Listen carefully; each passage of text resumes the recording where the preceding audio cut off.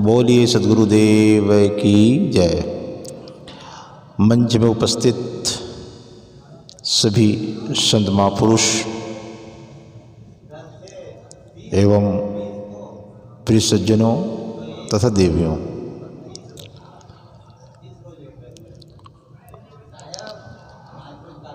मुझे एक बात थोड़ी याद आने लगी। मैंने सुना है कि एक आश्रम में एक गुरु थे। उस गुरु के पास में एक शिष्य आया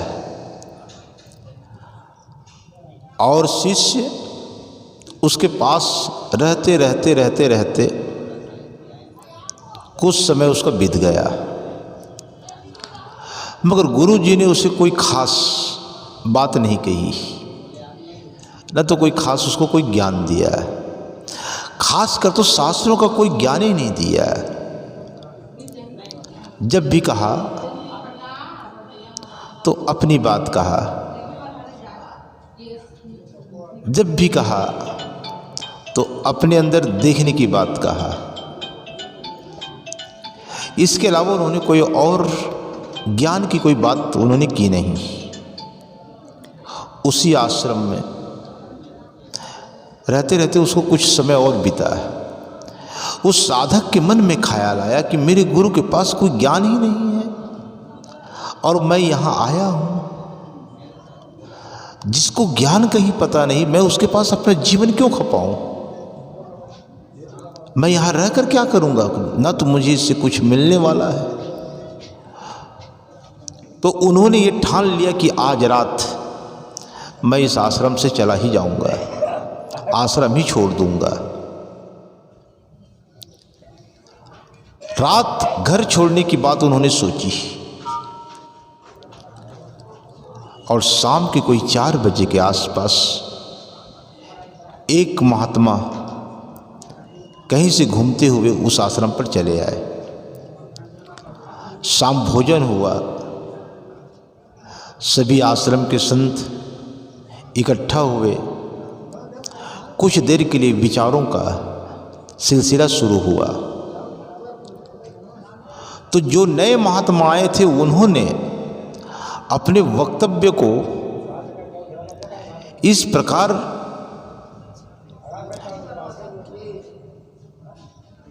बोला, इस प्रकार उन्होंने प्रेषित किया कि उनके वक्तव्यों में व्याकरण के पुट और धर्म शास्त्रों के बिल्कुल अनुरूप लगता था कि ये बहुत बड़े जानकार हैं। और थे भी वो बहुत शास्त्रों के बहुत अच्छे ज्ञाता थे, मर्मज्ञ थे। और एक एक शब्दों को उन्होंने बारीकी से लोगों के सामने समझा कर रख दिए।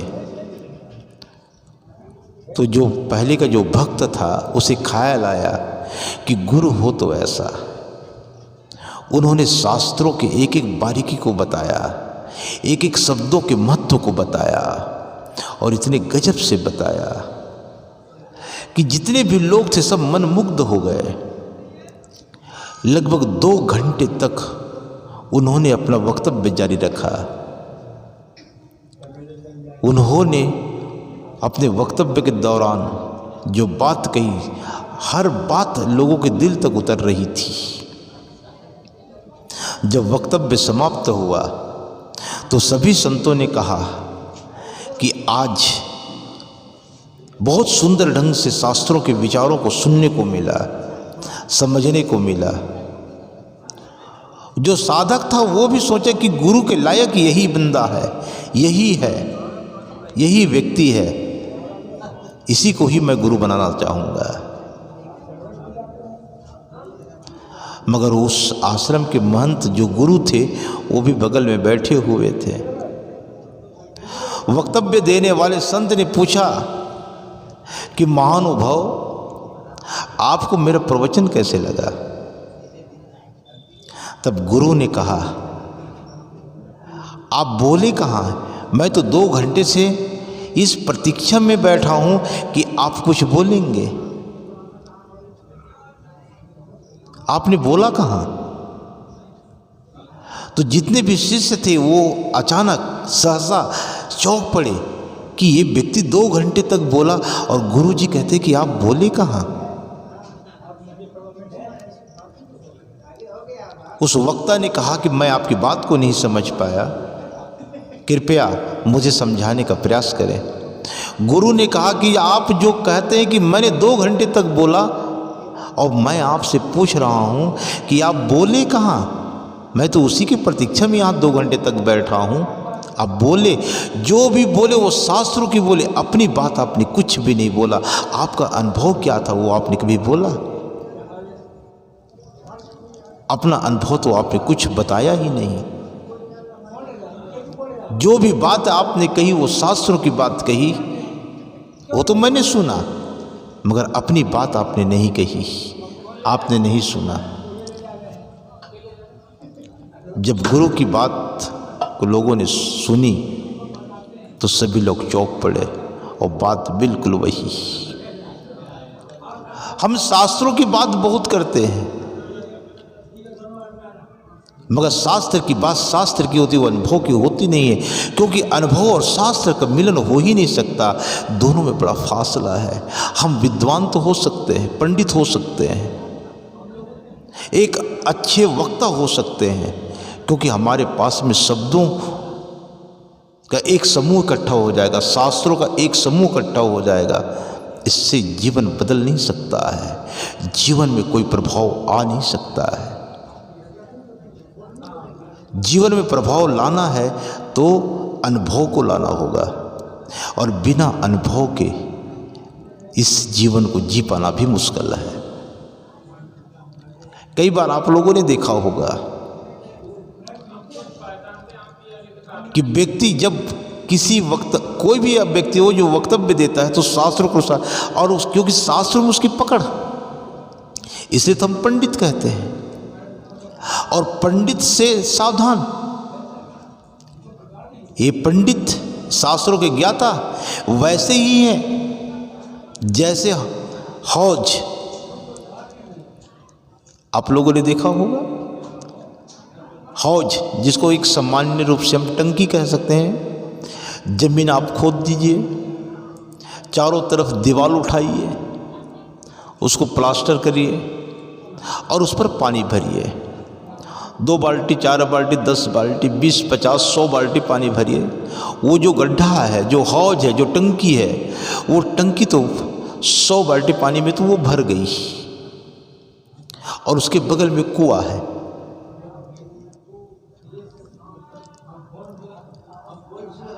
कुआं है, कुआं से आप 1 बाल्टी, 2 बाल्टी, 4 बाल्टी, 10 बाल्टी पानी निकालो तो कुआं अंदर से हंसता है, कहता है कि तुम तो खींचो, तुम जितना पानी खींचोगे मैं उतना ही प्रभावित होऊंगा, खुश होऊंगा, क्योंकि तुम्हारी क्षमता कितनी है।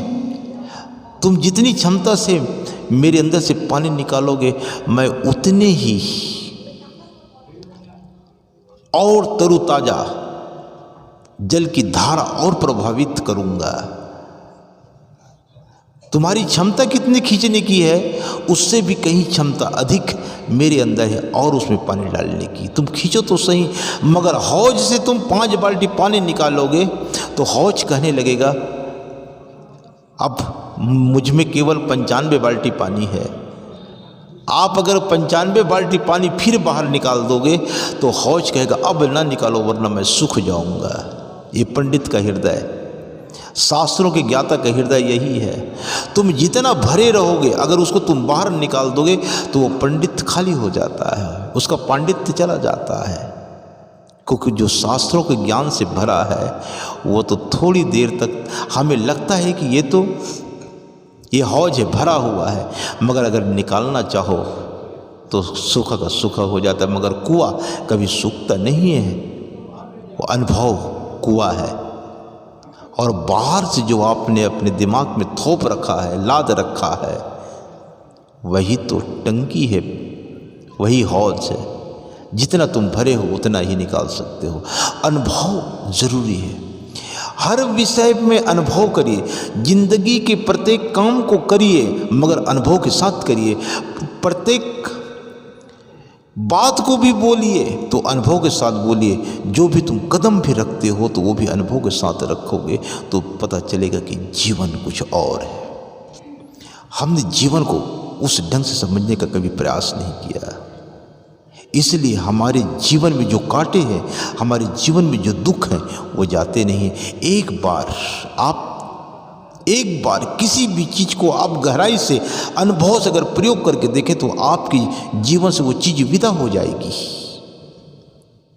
आप क्रोध रोज करते हैं, एक तरफ क्रोध करेंगे फिर दूसरे क्षण आप क्षमा भी मांगते हैं। अगर आप क्षमा नहीं मांगेंगे तो बाद में पछतावा होता है कि मैंने नाहक में क्रोध किया, मैंने नाहक में उससे उलझ गया। अगर तुम क्रोध भी पूर्ण रूपेण सच्चे मन से अनुभव के साथ अगर तुम क्रोध करोगे, एक बार क्रोध कर लो तो मालूम है जो आपने सुन रखा है 7 नरक, वो 7 नरक एक साथ खड़े होंगे। फिर दोबारा क्रोध करने की आपकी हिम्मत ना होगी, मगर अनुभव के साथ। आदमी भोजन भी खाता है तो भोजन कैसे खाता है? मालूम पड़ता है कि वो सदियों का भूखा है, इतने जोर से भोजन खाता है कि जल्दी जल्दी खाता है कि उस समय उसके मन में केवल एक ही भाव चलता है कि केन प्रकारेण अपना पेट भर लो। समय नहीं है, ये काम है वो काम है, वो केवल वो पेट भरना जानता है। वो भोजन भी करता है तो कोई अनुभव के साथ नहीं करता है। अगर एक और भी भोजन करो और अगर अनुभव के साथ करो तो भोजन का स्वाद आपको अलग महसूस होगा। और जो भोजन आप अनुभव के साथ करोगे तो आप कभी भी भोजन करोगे तो सारे भोजन का अनुभव आपके स्वाद आता जाएगा। ये जीवन हमारा केवल एक पांडित्य से भर गया है, अनुभव से नहीं भरा। इसलिए सारे दुख हमारे इर्द गिर्द हैं, सारे दुख हमारे समीप हैं। ये जीवन की बहुत बड़ी सच्चाई है। जिस व्यक्ति के जीवन में अनुभव नहीं है वो व्यक्ति का जीवन थोड़ी दिन के बाद में दुखों से घिर जाता है। आज हमारे पास सब कुछ है फिर भी हम विपन्नता में क्यों जीते हैं? विपन्नता में जीने का कारण एक ही है कि हमारे पास अनुभव नहीं रह गया। व्यक्ति 4 रोटी खाता है फिर भी उसका पेट क्यों नहीं भरता है? क्योंकि अनुभव नहीं रहा। आप 4 रोटी खाइए, अनुभव के साथ में खाइए। 2 ही रोटी खा लीजिए, अनुभव के साथ में खा लीजिए। अगर आपको अनुभव हो गया कि मैं जो 2 रोटी खा रहा हूँ इससे तो मेरा पूरा पेट भरेगा, उसका स्वाद कुछ और होगा, वो वैसा ही होगा और आपका पेट भर जाएगा। ये जीवन का बहुत बड़ा महत्व है। हम लोग यही काम कर रहे हैं। जीवन में सबको अपनाने का प्रयास करते हैं, केवल अनुभव करने का प्रयास नहीं करते। इसलिए हमारे जीवन में क्रोध भी उठता है, लोभ भी उठता है, काम भी उठता है और चारों तरफ से हम घिर जाते हैं। और घिरने के बाद फिर एक हमारे साथ चीज़ रह जाती है, वो है हमारा पछतावा। इस पछतावे से कभी कोई आदमी बचा नहीं है, न कोई बचने का चांस भी है। इसलिए इस बात को बड़ी बारीकी से समझने का प्रयास हम सबको करना होगा कि जो अपना जीवन है उस जीवन को अनुभव के साथ में गुजारोगे तो जो तुमने मृत्यु के क्षण में, मृत्यु के पहले अपने जीवन के सभी अनुभव को एक साथ पा सकते हो, उसमें जो आपने सुख भी लिया या दुख भी लिया। ज़्यादातर व्यक्ति तो दुखों के कारण ही मरते हैं। ज़्यादातर आदमी उस क्षण में जो अनुभव करता है वो दुख को ही अनुभव करता है, इसलिए उसके सामने वो नरक खड़ा होता है। और जिस समय वो व्यक्ति अपने जीवन को अगर अनुभव से जिया है तो मरते क्षण में भी उसको स्वर्ग का ही सुख महसूस होता है, इसलिए वो व्यक्ति स्वर्ग में प्रवेश करता है। अब आप सोचते होंगे ये नरक और स्वर्ग में कहीं प्रवेश कर जाना ये गलत है। स्वर्ग और नरक कुछ कहीं है भी नहीं। आपका मन जब प्रसन्न है तो जानना कि स्वर्ग है, आपका मन अगर दुख में है तो जानना नरक में है। बाहर कोई स्वर्ग भी नहीं और न बाहर कोई नरक नहीं। आपके मन की जो स्थिति है, उन्हीं स्थिति में दो फल लगते हैं, एक सुख के और दूसरा दुख के। यही आपके लिए स्वर्ग और नरक बनता है और कोई दूसरा नहीं। तो अनुभव साहिब जी ने हमेशा, सदगुरु कबीर साहब हमेशा इंसान को अनुभव के साथ में जीने की बात कही। और उनका तो शुरू से लेकर एक ही उपदेश रहा है कि विचार और विवेक के साथ काम करना, विश्वास के साथ काम न करना। आप भी मुझे सुन रहे हैं, मेरी बातों पर विश्वास मत करना, मेरी बातों पर विचार करना, विवेक करना, फिर अनुभव करना। बात तब समझ आएगी। अगर आपने मेरी बातों को सुनकर आपने विश्वास किया तो आप फंस जाएंगे, फिर इसकी जिम्मेदारी मेरी नहीं है। आप विचार करिए, विवेक करिए। जब आप विवेक कर लेंगे तो अनुभव स्वतः आने लगेगा। यही एक कारण रह जाता है कि हम विश्वास करने में ज़्यादा विश्वास रखते हैं और विवेक करने में हम विश्वास कम रखते हैं। इसलिए दुख 24 घंटा हमारे सामने मौजूद होता है। आज के लिए इतना ही। धन्यवाद।